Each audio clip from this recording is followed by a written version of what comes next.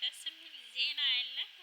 ቅመምዬ የውጓን መልስ ሰጥታለች ማለት ነው። ደስ ይላል። የመርሸሩ በጣም ደስ የሚል ነው። እንሻላ እንግዲህ ሰላም ያስመሸና ደስታውን የምናያርገን እላችኋለሁ። ኮንግራ ሰላም ሰላም፣ አሰላሙ አለይኩም ወረህመቱላሂ ወበረካቱ። ድና የተከበራችሁ ወደ ውድ ቤተሰቦች እንዴት ናችሁ? ሰላም ናችሁ ወይ? በጣም ሰላም ነኝ አልሐምዱሊላህ። እንደውም ክርስቲያን ወንድሞቼ ሰላም ሰላም ብያለሁ። በያላችሁበት ያለ ሰላም ዝነት አይለያችሁ። ለቤት አዲስ ከሆናችሁ ላይክ፣ ሼር፣ ሰብስክራይብ አድርጉ። እያደረጋችሁም ለምታበረታችሁ ከልብ ነው የማመሰግነው። ክበሩልኝ። ጀዛኩሙላህ ኸይራን። አላህ ወጥቶ ከመቅረት አላህ ይጠብቀን። እናት ሀገራችን ኢትዮጵያን ሰላም ያደርግልን። የቱን ዙረን መግቢያችን ናትና ለሀገራችንን ሰላም ያደርግልን። እና ዛሬ ደስ የሚል ዜና አለ፣ እንጠብቃለን በጉጉት ማለት ነው። ሀይሚዬም መልስ ሰጥታለች ማለት ነው። ብሩኬ ሸር አድርጓል። መታገስ ዋጋ ያለው ተመስገን ብሎ ማለት ነው። አልሐምዱሊላህ የምር ደስ ይላል። አንድ ነገር የታገሰ ሰው እዛ አለበት የማይደርስበት ምክንያት ምንም የለም። ሀቂቃ ከችግር በኋላ ምቾት አለ የሚባለው አሁን በእኛ እውነት ነው ማለት ነው። እንኳን ደስ አለህ ልቡ እና በጣም ደስ ይላል። ፍቅር እስከ መቃብር ያደርግላችሁ። ገና መታችሁ ደግሞ እስከምናይ ጓጉተናል። አይለያችሁ ማለት ነው። በመካከላችሁ ሶስተኛ ሰው እንዲገባ ፍቃድ እንዳታደርጉለት። በቃ ፍቅር ደስታ ብቻ እንሻለን ወደፊት ማለት ነው። ተያይዛችሁ ሀይሚዬና ብሩኬ እንወዳችኋለን፣ እናከብራችኋለን። ይችን ቀን ያሳየን ጌታ አልሐምዱሊላህ። የምር በጣም ደስ ይላል። መወለድ ቋንቋ ነው። በጣም ነው የምንወዳችሁ፣ እንሳሳላችሁ። እንሻላ ደግሞ ተጋብታችሁ ወልዳችሁ ያንን ወግ ማድረግ ለማየት ያብቃን።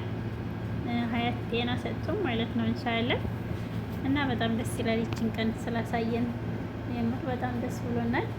ደስ ያለው ብቻ ላይክ እያደረጋችሁ እስቲ ሲገቡ እና ሀይሚዬ በሶስተኛው ቀን ያው መልስ ይዛ ትመጣልናለች። ፋክሽ እያለኝ ውዴ ፍቅሬ ተቀብያለሁ፣ ፍቅርህን አፈቅርሃለሁ እንደምትለው ተስፋ አለን። በጉጉት እንጠብቃለን። በኢድኒላህ በሰላም እያስመሸን ስላችሁ ነው ውድ ቤተሰቦች። የምር በጣም ደስ ይላል። እንደዚህ ብዙ ዋጋ ያስከፈለ ፍቅር መጨረሻው ራሱ በጣም ያማረ ነው የሚሆነው ኢንሻአላህ እንደ ፈጣሪ ፍቃድ።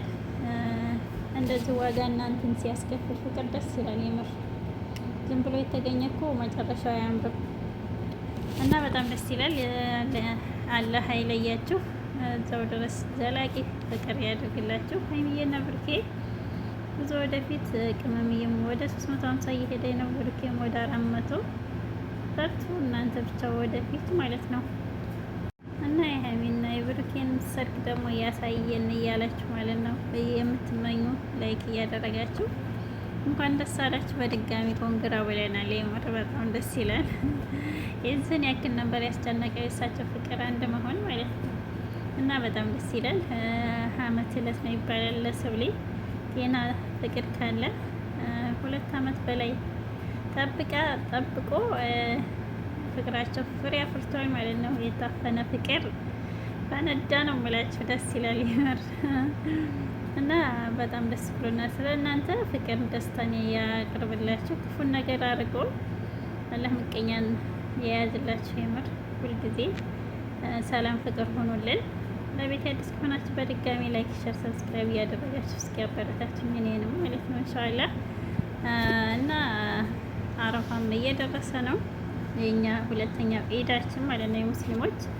እንኳን ደስ አላችሁ እንኳን አደረሳችሁ ብያለሁ ከወዲሁ ማለት ነው። አልሐምዱሊላህ ያው 2 ቀን 3 ቀን ቢቀረው በዱዓ በዚክር አንረሳሳ ውድ ቤተሰቦቼ። እና በዱዓችሁ አትርሱኝ፣ በዱዓ እንረሳሳ። የማንኛችን እንደሚሰማ አይታወቅም። በተክቢራ በስቲክፋር እናሳልፍ እላችኋለሁ። አንዳንድ ጊዜ ለሁሉም ጊዜ ያለው እና ሀጅና ኡምራንም አላህ ይወፍቀን።